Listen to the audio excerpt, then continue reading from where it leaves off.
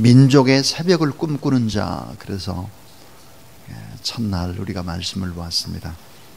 또 어제는 큰 기적을 꿈꾸는 자 그랬습니다.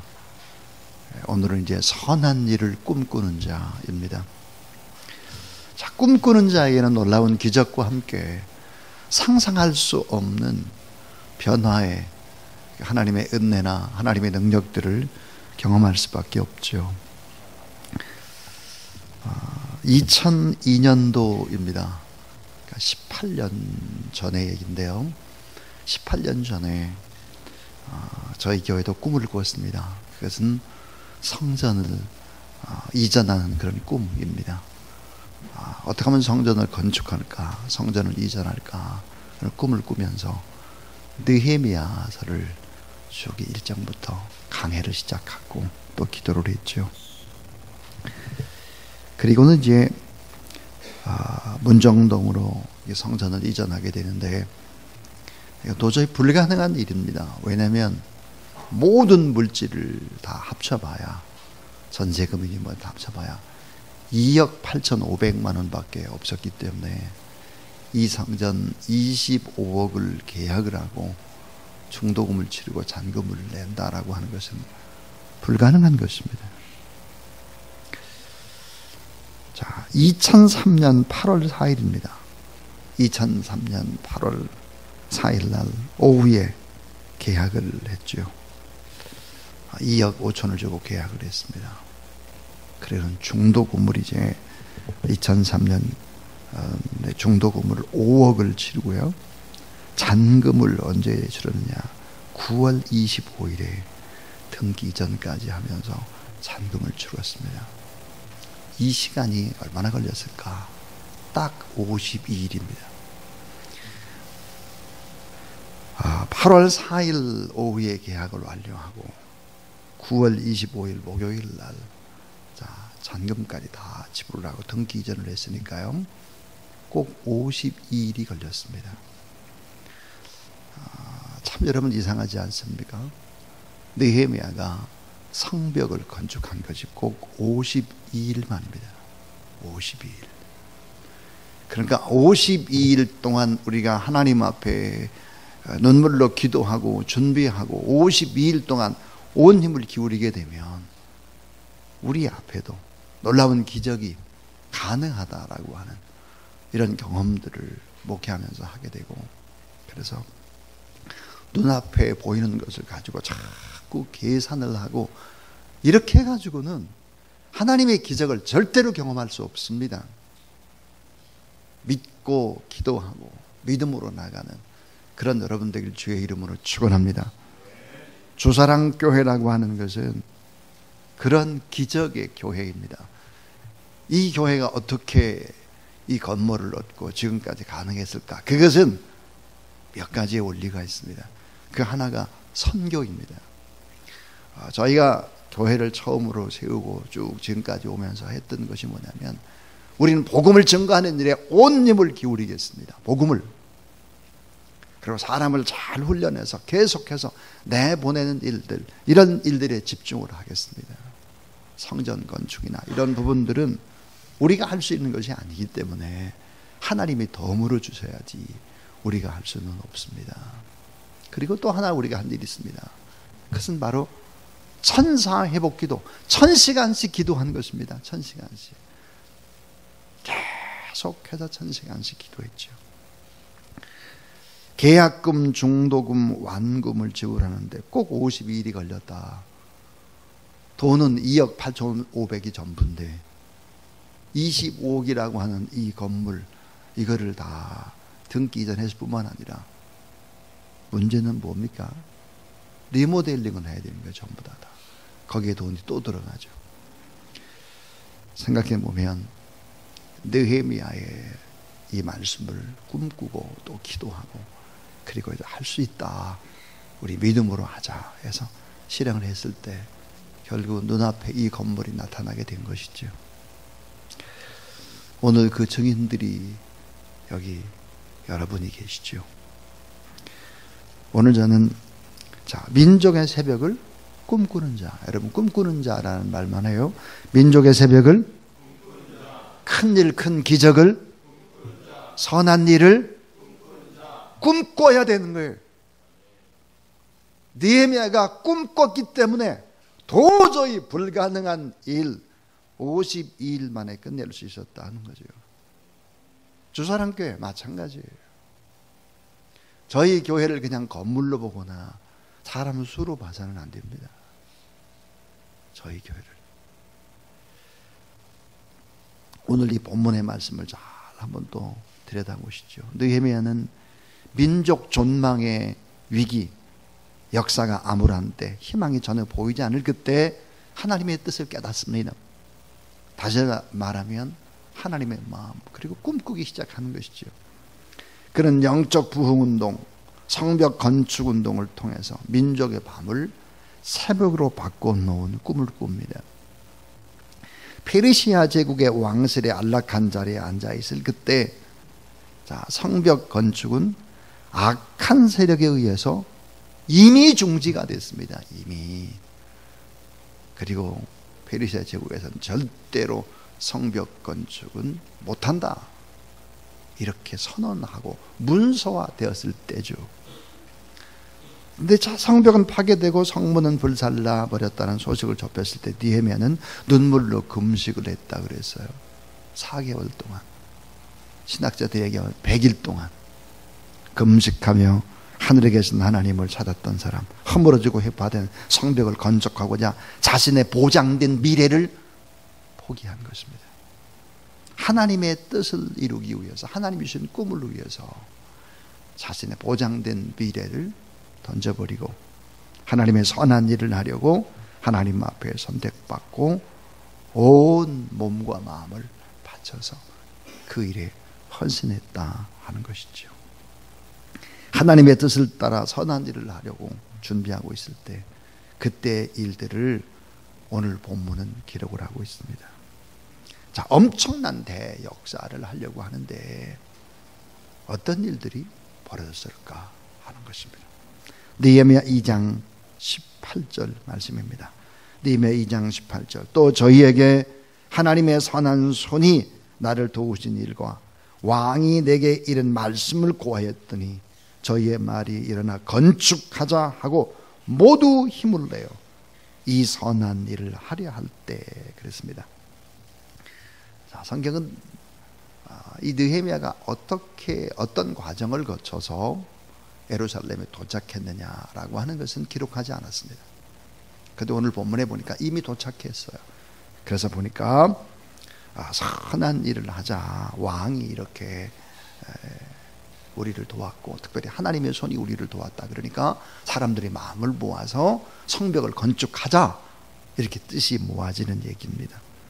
자, 모두 다 힘을 모아서 선한 일, 하나님의 뜻을 위한 그 일을 하려고 할 때, 꿈꾸던 그 일을 하려고 할 때, 소망했던 그 일을 하려고 할 때 어떤 일들이 발생했을까? 단계마다 그 단계, 어떤 결단을 했을 때 그 다음에 어떤 단계가 이어지고 그렇게 되나? 오늘 본문이 그것을 보여줍니다. 힘을 모아서 선한 일을 하려고 할 때 어떻게 해야 선한 하나님의 뜻은 이루어질 수 있을까 하는 거예요. 주사랑교회가 52일 만에 이 일을 해내고 느헤미야가 52일 만에 성벽을 건축했다면 여러분에게 있어서도 52일은 충분하다. 2002년, 2020년 우리가 2002년도부터 느헤미야서를 쭉 강해하면서 준비했듯이 2020년 시대를 뛰어넘어 또 이 느헤미야서를 강해하면서 여러분 꿈꾸고 기도할 때 하나님의 역사가 2020년 이 한 해 동안에 꼭 이루어지게 되기를 주의 이름으로 축원합니다. 자, 첫 번째 이야기입니다. 첫 번째는 따라하세요. 선한 일에 헌신하라. 결단하라. 예.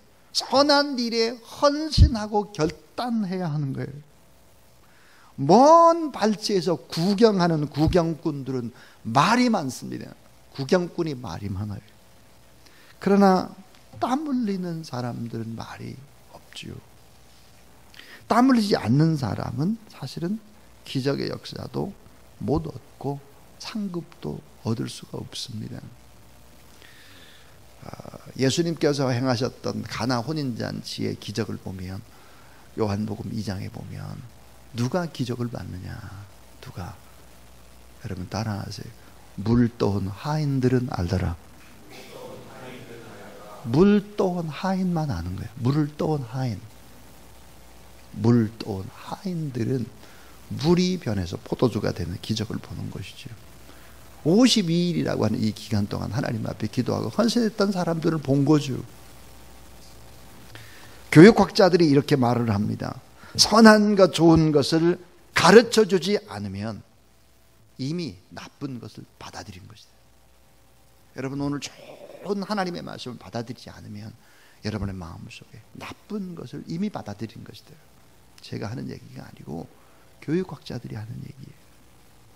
선한 것, 좋은 생각을 하지 않으면 이미 나쁜 생각이 자리를 잡은 것이다. 선한 일에 결단하고 헌신하지 않으면 이미 나쁜 일, 하나님의 뜻과 반대되는 행동을 하고 있어요. 그러니까 적극적으로 긍정적으로 선한 일, 하나님의 뜻, 아름다운 일을 위해서 생각하고 꿈꾸고 말하고 행동하는 그런 여러분들이 있기를 주의 이름으로 축원합니다.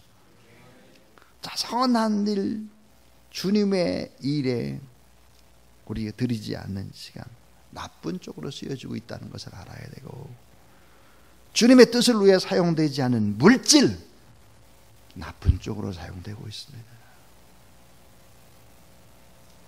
주를 위해서 헌신하지 않는 물질 이미 다 빠져나가는 거예요.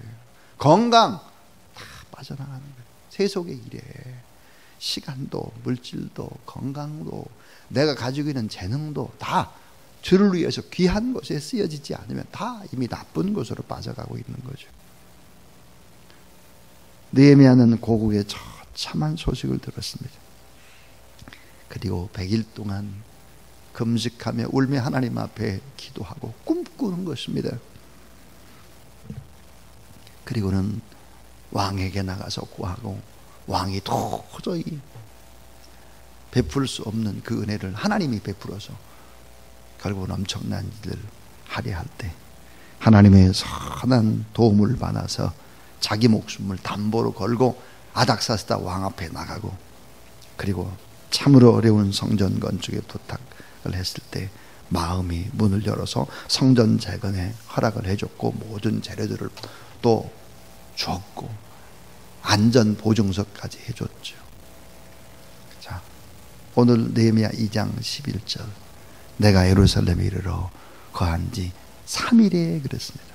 자, 드디어 느헤미야가 이제 예루살렘에 왔습니다. 3일이 지났습니다. 자, 느헤미야가 예루살렘에 올라올 때까지의 과정을 오늘 본문은 생략했다 그랬습니다.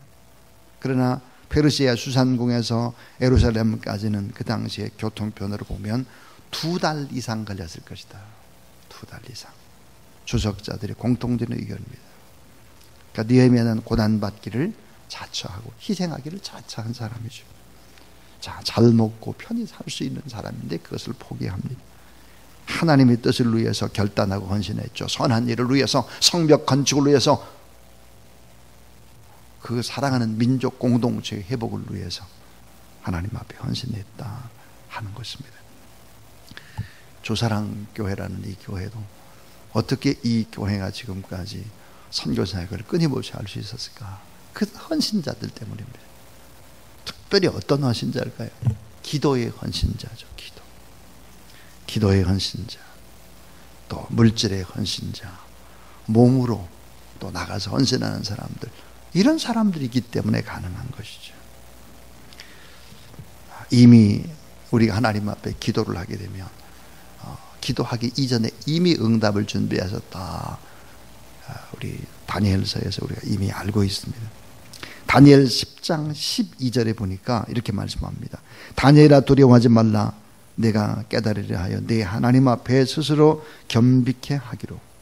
그럼 따라하세요. 결심하던 첫날부터 내 말이 들으신 바 되었으므로.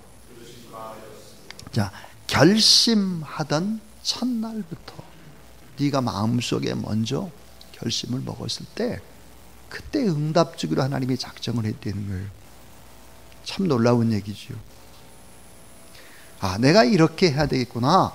마음 먹은 첫날, 결심하던 첫날부터 하나님이 어때요? 응답을 주시겠다고 작정하셨다는 거예요. 제가 종종 이런 얘기를 하잖아요. 자, 오랫동안, 새해 동안 응답받기를 원하는 기도 제목을 써내라. 기도 제목을 써내는 것은 이미 응답의 8부 능선을 넘은 것이다. 제가 이런 얘기를 하면 성경에 그게 있나? 성경에 있는 얘기입니다. 성경에 있는 얘기. 아니, 기도 제목도 써내지 않았는데 어떻게 하나님이 응답을 주십니까? 불가능합니다. 기도 제목을 써내고 마음에 품고 생각하고 기도하고, 여러분이 기도도 못해도 주의 종들이 기도하고, 그렇게 할 때 하나님이 위대한 일들을 할 수 있는 것이죠. 그래서 다니엘 9장 23절에 여러분이 잘 아는 말씀이죠. 곧 내가 기도를 시작할 즈음에 명령이 내렸으므로 이제 내게 고하러 왔느니라. 너는 크게 은총을 입은 자라. 기도를 시작할 즈음에 벌써 응답의 천사를 보낸다는 거예요. 가장 중요한 것이 뭘까요? 결단이에요. 헌신입니다. 그리고 하나님 앞에 선포하는 것이죠. 기도하겠다는 결단, 그런 결단들이 결국은 기적으로 이끌어갈 수 있다 하는 것이죠. 그러니까 새해 들어서 여러분 이런 특별 새벽 부흥에 나와서 하나님 앞에 말씀을 받고 기도하는 사람과 기도하지 않은 사람은 확연히 다른 거죠. 확연히. 자, 선한 일을 하려고 할 때 우리가 첫 번째로 꼭 해야 될 일들이 선한 일에 헌신하고 결단하라 그랬습니다. 두 번째는요, 따라하세요. 장애물을 뛰어넘으라. 장애물이 있어요. 장애물. 장애물은 멀리 있는 게 아니에요. 내부에 있습니다. 내부. 비판과 비웃음과 장애물과 방해꾼, 집요하게 문제를 분석하고 따집니다. 52일 동안 어떻게 가능해? 돈이 없는데 어떻게 사람들을 모아?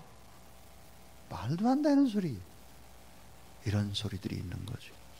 느헤미야 2장 10절에 호론 사람 산발락과 종되었던 암몬 사람 도비야가 이스라엘 자손을 흥망케 하려는 사람이 왔다 함을 듣고 심히 근심하더라 그랬어요. 19절에 보니까 호론 사람 산발락과 종되었던 암몬 사람 도비야와 아라비아 사람 겟셈이 이 말을 듣고 우리를 업신여기고 비웃어 가로되 너희가 하는 일이 무엇이냐? 왕을 배반고자 하느냐 하기로 그랬습니다. 비웃음이 계속 되는 것이죠. 말도 안 돼. 그 성벽 그렇게 싸가지고야 여우가 뛰어놀아도 무너지겠다야. 이런 비웃음. 예루살렘 성을 건축하는 데 있어서 못마땅해 여기는 사람들이 있었죠. 기득권을 가진 사람들이었습니다. 느헤미야의 곳곳에서 등장하는 반대의 세력들이 있습니다. 사람들을 선동하는 것이죠. 선한 일을 하려고 하는데, 큰 일을 시도하는데 하나님의 뜻을 결단하고 그렇게 마음에 품은 거룩한 소원을 위해서 힘쓰려고 하는데 어려움이 나타난 것입니다. 우리는 알아야 됩니다. 하늘과 땅의 모든 권세를 가진 예수 그리스도가 탄 배가 풍랑을 만났습니다. 예수 그리스도가 탄 배가 풍랑을 만났다면 우리가 하나님의 뜻을 위해서 거룩한 일을 위해서 앞으로 나갈 때 풍랑이 없겠느냐 하는 거예요. 있지요. 느헤미야는 하나님 앞에 기도했고 금식했고 자신의 안락한 삶을 포기한 사람인데 하나님은 이 일을 할 때 왜 방해물을 등장시켰을까 하는 거죠. 하나님의 뜻을 준행하고자 하는데 처음부터 순탄치 않고 어려움이 닥쳤다 하는 것입니다. 우리는 대단히 중요한 교훈 하나를 받아야 합니다. 그게 뭘까요? 그것은 하나님이 원하는 일들에도 장애물이 있다라고 하는 것입니다. 장애물. 아니, 하나님이 원하는 일을 하는데 왜 이렇게 어려움이 많아? 그 어려움도 하나님의 뜻이라는 사실을 믿으시기 바랍니다. 일이 잘 돼야만 하나님의 뜻이 아닙니다. 일이 잘 돼야 하나님의 뜻이다라고 결론을 내리는 것은 어리석은 것입니다. 그렇지 않습니다. 하나님의 뜻에 맞는 선한 역사를 위해서 수고하고 애쓰고 줄이고 목마를 때, 기도하며 최선을 다할 그때도 역시 반대에 부딪힐 수 있다. 역경과 고통의 늪과 고난의 긴 터널을 통과할 때가 있다 하는 것입니다. 그것이 하나님의 뜻일 때가 많아요. 오늘 본문에 등장하는 호론 사람 산발랏, 그는 느헤미야의 가장 큰 대적이었습니다. 암몬 사람 도비야는 공인된 유대인의 대적들이었습니다. 그런데 유대인들의 친구가 많기 때문에, 자, 이 도비야나 산발랏이 어때요? 힘이 있고 유대인들과 가까이 하는 수많은 사람들이 있었기 때문에 성벽제가 나는데 엄청난 문제를 일으키기 시작을 했다 하는 것입니다. 자, 아라비아 사람 겟셈은 나쁜 정보를 모아가지고 계속해서 산발랏과 도비야에게 제공을 합니다. 나쁜 얘기만 계속하는 거예요. 느헤미야가 선한 일을 하려고 할 때 가장 큰 대적과 가장 큰 장애물은 외부의 적이 결코 아니었습니다. 내부에 있었습니다. 먼 곳이 아니 가까운 곳에 있었다 하는 것이죠. 그 제일 가까운 곳은 어디일까요? 제일 가장 가까운 건 바로 나의 가슴입니다. 나의 가슴. 내가 뭐야? 이러다 안 될 것 같아. 이러다 무슨 큰일 만날 것 같아. 내 가슴에 있는 거에 최고의 적이 나에게 있는 거예요. 왜 하나님께서 하나님의 일을, 선한 일을, 하나님이 허락하시는 성벽 건축을 하려고 하는데 어려움을 주시나? 왜 세상 것을 다 버리고 이제 결단하고 주님 위해 살려고 하는데 왜 이런 고난이 오나? 쉽게 축복받고 풍성히 살고 형통하게 살면 안 되나? 멋있게 좀 그렇게 하면 안 되나? 이런 생각을 하는 사람들이 있지요. 그런 사람들에게 신명기 8장 12절부터 14절에 고난의 이유를 이렇게 설명을 합니다. 왜 하나님의 사람들이 고난을 받아야 되느냐? 그 이유가 뭐냐? 내가 먹어서 배불리고 아름다운 집을 짓고 거하게 되며 또 내 우양이 번성하고 은금이 증식되고 내 소유가 다 풍부하게 될 때에 두렵건대 내 마음이 교만하여 내 하나님 여호와를 잊어버릴까 하노라 그랬습니다. 자, 배불러요, 번성해요, 은금이 증식돼요, 소유가 다 풍부해요. 이럴 때 다 넘어진다는 거예요. 다 교만하고 다 넘어지고 자빠지고. 그러니까 이 고난의 과정을 통해서 하나님 앞에 기도하면서 한 곱이 한 곱이 넘어가는 과정들을 해야, 이게 다 하나님이 하신 일이지 내가 한 일이 아무것도 없지. 그리고 하나님 앞에 영광 돌릴 수 있게 된다는 것이죠. 그래서 신명기 8장 17절에 또 두렵건대 내가 마음에 이르기를 따라하세요. 내 능과 내 손의 힘으로 내가 이 재물을 얻었다 할까 하노라. 그 다음 이렇게 되어 있어요. 내 하나님 여호와를 기억하라. 너의 능력이 아니고 너의 손이 아니고 너의 재물이 아니잖아. 하나님이 다 하셨잖아. 이런 고백을 하도록 제가 서두에 그랬어요. 주사랑교회라는 이 교회는 하나님의 은혜로 하나님의 기적으로 여기까지 왔다 그랬습니다. 여러분 만약에 이런 고난의 과정이 없이 승승장구했다면 저의 입에서도 여러분의 입에서도 하나님의 은혜 이런 고백이 나올 수가 없을 것입니다. 근데 신명기 8장 16절은 이렇게 얘기를 하고 있습니다. 내 열조도 알지 못하던 만나를 광야에서 내게 먹이셨나니 이는 다 너를 낮추시며 너를 시험하사, 그 다음 이렇게 되어 있어요. 마침내 내게 복을 주려 하시면느니라 그랬어요. 낮추시고 광야에서 시험을 해서 결국은 복을 줘서, 이 복을 주신 분이 하나님이시고 정말 하나님의 은혜구나, 이런 고백이 우리 입에서, 여러분의 입술 속에서 나오도록 그렇게 하기 위해서 고난을 줬다라고 하는 것이 성경의 결론입니다. 선한 일을 하려 할 때 하나님의 뜻을 이루기에 힘쓰고 했을 때, 모두 다 힘을 내어 거룩한 일을 시작할 그때 잊지 마십시오. 장애물이 있다는 사실을. 그리고 낙심하지 마십시오. 다시 도전하는 그런 마침내 여러분에게 온전한 복을 하나님이 허락하신다는 사실을 믿으시기 바랍니다. 자, 머슴과 도련님이 싸웠습니다. 누가 이길 것 같아요?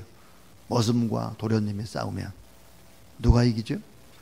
힘이 센 사람이 이기는 것이 아니죠. 도련님의 권세가 이기는 거잖아요. 권세. 오늘 우리는 누굴까요? 하나님의 아들, 하나님의 딸인데 권세를 가진 우리들이 다 이긴다는 사실을 믿으시기 바랍니다. 오늘 우리는 하나님이 주신 자녀됨의 권세가 있어요. 그러므로 싸워 이길 수 있습니다. 도전하고 믿음으로 기도하고 이 어려움의 난국들을 뚫고 나가면 결국은 잘 되는 역사, 그 역사가 반드시 있음을 믿으시기 바랍니다. 그 다음에 이제 세 번째, 그 선한 일을 꿈꾸는 자, 그 사람은 뭘 해야 되느냐? 계획을 세우고 성실히 준비하라입니다. 계획을 세우고 성실히 준비하라는 거예요. 계획을 세우고 성실히 준비하라. 느헤미야 2장 12절, 내가 아무 사람에게도 말하지 아니고 밤에 일어나. 느헤미야가 아무 사람에게 말하지 않고 밤에 일어납니다. 느헤미야 2장 13절, 그 밤에 꼴짝이 문으로 나가서 용종으로 본문에 이르는 동안에 예루살렘 성벽이 다 무너졌고 성문은 다 소화되어 있더라. 느헤미야 2장 15절, 그 밤에 아무도 돌아보지 않은 밤에 느헤미야는 성 곳곳을 돌아다니면서 체크하기 시작한 것이죠. 철저한 상황 분석을 한 것입니다. 침묵함의 계획을 세웠습니다. 준비를 철저히 했다는 것이죠. 초가 삼간을 지을 때는 설계도가 필요 없습니다.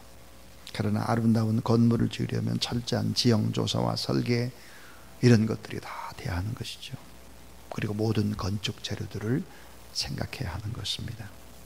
근데 우리는 꼭 잊지 말아야 될 것이 있습니다. 그게 뭘까요? 세 가지 준비를 잘해요. 세 가지. 하나는 꿈을 꿔야 돼요. 꿈꾸는 준비, 이게 제일 중요하고요. 그 다음 기도의 준비, 꿈꾸고 기도해야 합니다. 꿈꾸고 기도하는 것이 전제가 돼야 그 다음에 철저한 상황 분석인 것이죠. 철저한 상황 분석은 나중입니다. 나중에. 사람들은 철저한 상황 분석부터 먼저 하려고 하죠. 실수하는 것입니다. 꿈꾸고 하나님의 거룩한 꿈을 꾸고 기도하고 준비하는 것이, 이 세 가지가 모두 다 조화와 균형을 이룰 때 선한 역사를 이룰 수 있다 하는 것입니다. 네 번째는 이 선한 꿈을 꾸는 사람들의 꼭 필요한 핵심이 있습니다. 그것은 뭘까요?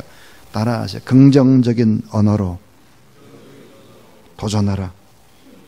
긍정적인 말로, 긍정적인 언어로 도전하라 그랬어요. 느헤미야 2장 17절에 보니까 후에 저희가 이르기를 우리에 당한 곤경은 너희도 목도하는 바라.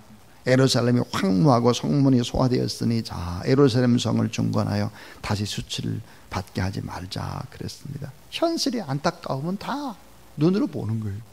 다 타버린 성문과 절망하고 아우성치는 백성과 허물어진 성벽을 다 여기에 머물러서는 안 되고 다시 성을 중건해서 다시는 수치를 당하지 말자.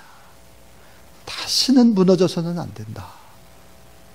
그래서 때 긍정적인 언어로 힘을 내자, 도전하자.